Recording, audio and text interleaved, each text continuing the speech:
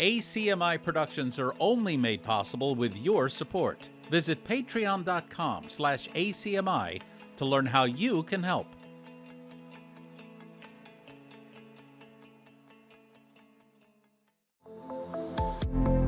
The following program is brought to you by Arlington Community Media, where we tell your story.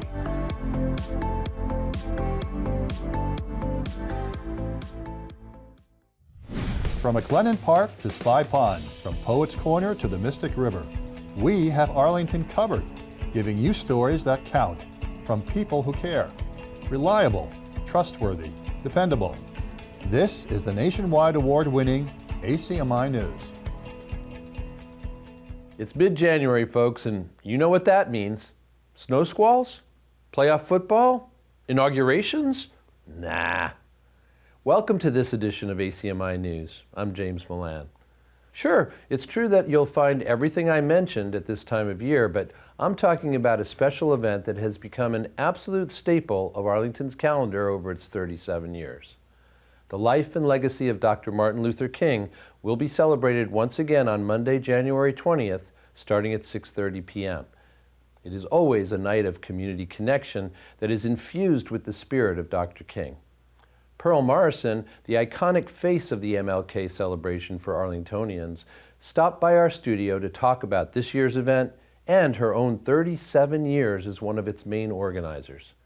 37 years ago, a group of ecumenical members of the Arlington community and the Arlington churches decided there's something wrong with our culture and our society. People of color, people of different persuasions are still being abused and they're still being hurt. So that means we need to bring forth Dr. Martin Luther King, his teachings, his philosophy, and we need to do it quickly. So we had the first Dr. King celebration. We were going to have it at the Unitarian Universal Church because we thought we would never, ever be able to attract people to come to our program. Very shortly, we learned we had to move our program to the First Baptist Church. It was a mob scene. It was wonderful. Pearl also touched on some of the memories that stand out over time. Awful lot of outstanding speakers. I mean, from the religious community, from academia, from the political environment, wonderful speakers. One thing that comes to mind quickly is Deval Patrick came and spoke. You were there? And that night he announced his candidacy at our program. Yeah. Cindy Freeman was responsible for that. She made sure that, he got there. And she had this to say about those who have attended these events over the years. I have to say to you that what stands out mostly with me is the Arlington audience that attends the program.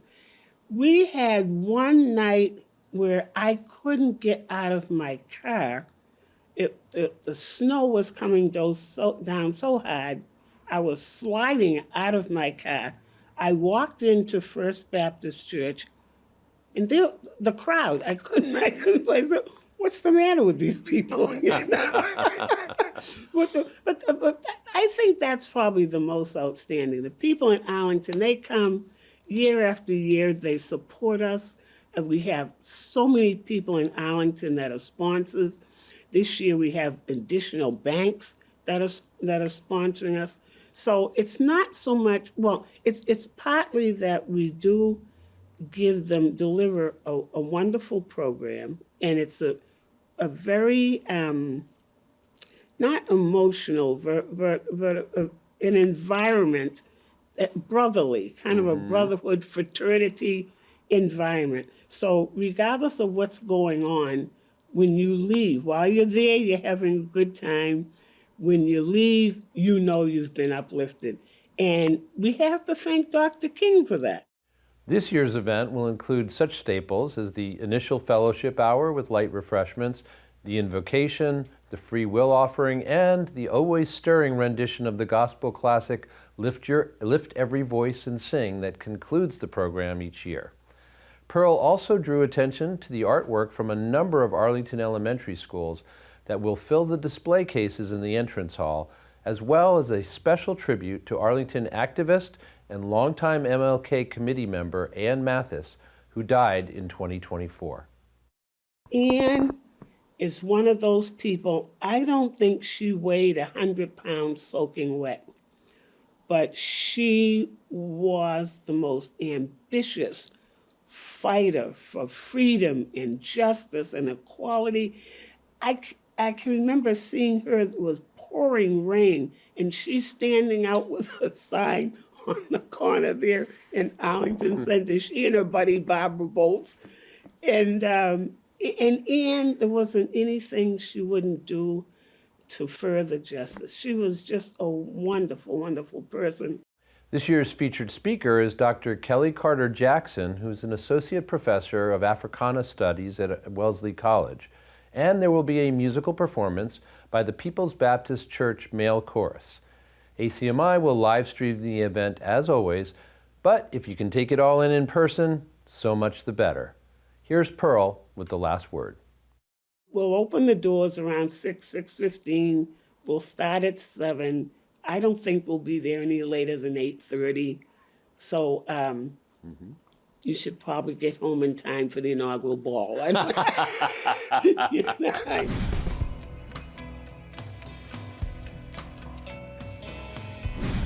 Arlington continues to move away from its past as a dry town. In the latest indication of this, the town's select board recently took up proposed changes to 2 regulations that have been around for a while. One proposed change involves reducing the number of seats required for any establishment to have a beer and wine or a full alcohol license. Currently, the minimum number of seats required to hold a wine and malt license is 19, and for a full alcohol license, that number is 50. The board opted to further study that question with the intention of voting on it in February. The second regulation the board looked at is the stipulation that no more than 2 alcoholic beverages can be consumed without food. Board member John Hurd summed up the consensus of the board on this issue. The same thing with the 2-drink minimum.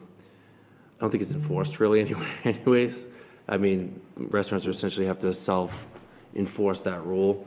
And I think what's in the memo and what we've talked about in these discussions is, regardless of the regulations, any establishment that serves alcohol has a duty to make sure they're doing it responsibly and they're not serving people that are intoxicated and not serving minors. And those are the safety regulations that are much more important than kind of the 2-drink minimum, which I think, came up at a time where Arlington was slowly rolling from a dry town, as people say, to what it is now. And I think it had a place at at one point in our history, but I think that no longer really makes much sense in our policies. Arlington continues to evolve with the times. Enjoy the changes, folks, but do so responsibly, please.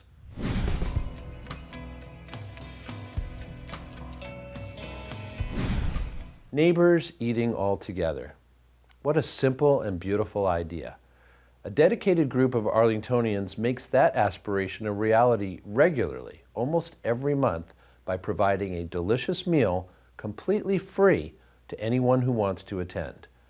The December meal took place in the sumptuous new cafeteria at Arlington High School and was, as always, a feast for the palate and for the spirit. Welcome to our NEAT dinner. It stands for Neighbors Eating All Together. We are a local Arlington group whose mission is to bring people together in community over a meal. We believe the best way to combat loneliness is to eat together. And it's a nonprofit here in Arlington that serves dinner for free to anybody who wants and needs it about 8 or 9 times a year. Tonight we're doing one here in Arlington High School on a nice snowy day, and we have ourselves a nice looking dinner of pulled pork with some rice and beans coleslaw and cornbread provided by Blue Ribbon Barbecue, as well as a salad that we made here, bread, and desserts that were provided by Food Link. The Meat Mission obviously wants to help people who are hungry and help to provide that, but we also have another sort of arm of our mission that is dedicated to combating the epidemic of loneliness and bringing people together, seniors and just people who are sort of stuck at home and need someone to come and eat with. You can just kind of see people that want to come out, get to know their neighbors, eat a meal together, build community, a wonderful, wonderful thing at a time such as this. And really, in some ways, it's that simple. That's something that we love to see, is different people that may not meet each other otherwise coming together for a meal. And we are 17-year residents of Arlington. I'm privileged to serve on the select board, and I came here tonight to have dinner with my neighbors. I love the concept, the fact that we bring people together and talk to each other and also have a nice, enjoyable meal at the same time. To show that Arlington is a welcoming community where we all belong and we all deserve dignity and respect from one another. I'm volunteering here today because I believe community is very important, and I believe a beautiful community like Arlington's really deserves to know each other's stories, help each other out, and just care for each other and love one another. It's beautiful. Thank you. And we're joined here with neighbors from across the town of Arlington to come together as a community and share a meal. Tonight we have blue ribbon pulled chicken. We're coming as neighbors, as friends, to tear down walls and to build bridges together at the table. Well, it's my first time here. It was a very nice dinner and very nice people. This is my first time volunteering, and I'm so excited to be here because I think it's such an amazing event to have people gather together and just have a place for community together. I just love that NEAT puts on these events that bring people together across all different kinds of differences, race, class, neighborhood. And I'm a volunteer here because I really believe in the idea that we need to come together and find connection with each other, and the way to do that is through food. I couldn't have said it better myself. Bon appetit, Arlington.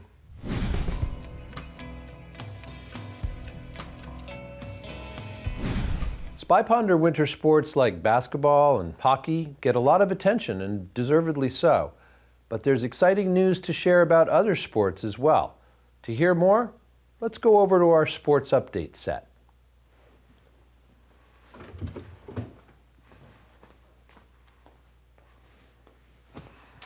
It's been an outstanding couple of weeks for the Arlington High wrestling teams. Coming off a crucial season opening victory over Winchester, the boys took down Haverhill, North Andover, Beverly, and Melrose in a super quad at Beverly High on December 31st. The win over North Andover was particularly special as it marked Coach Kevin Cummings' 400th career victory. His teams have had only 2 losing seasons in his 29 years as head coach. Our hearty congratulations go out to Coach Cummings on this extraordinary record of success. And topping off the week, AHS wrestlers outpointed 20 other teams to capture first place in the Brendan Grant Memorial Tournament at Belmont High on January 4th. Juniors Brady Beckenhughes and Cedric Daniel each took home gold medals in their respective weight classes, and juniors Davi Dos Santos and Dan Ferreira and senior Leo Fenalosa took silver medals. Spy Ponder girl wrestlers also enjoyed success on Sunday, with senior Kamala Visineski winning a gold medal at Belmont, while 9th grader Madeline Hickey came in 3rd in her weight class. At the moment, it looks like AHS wrestlers have quite the stranglehold on their opponents.